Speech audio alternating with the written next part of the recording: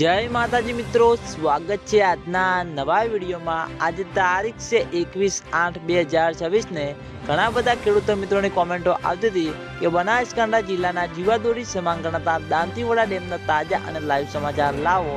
તો આજે આપણે દાંતીવાડા ડેમ ઉપર એક નજર કરીએ તો હાલમાં દાંતીવાડા ડેમની સપાટી 570 ફૂટે છે અને દાંતીવાડા ડેમની ભયાનક સપાટી 604 ફૂટ છે। અત્યાર સુધીમાં દાંતીવાડા ડેમ 25.94% ભરાયેલો છે। તેની સાથે ઘણા બધા ખેડૂતો મિત્રોની કોમેન્ટો આવતી હતી કે શું દાંતીવાડા ડેમમાં પાણીની આવક શરૂ થઈ કે નહીં।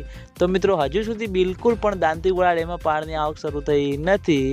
ઉપરવાસમાં વરસાદ ઓછો છે, તેના લીધે બનાસ નદીમાં પાણીની આવકમાં ઘટાડો થતો જોવા મળે તો એટલે મિત્રો હજુ સુધી દાંતીવાડા ડેમમાં પાણીની આવક શરૂ થઈ નથી।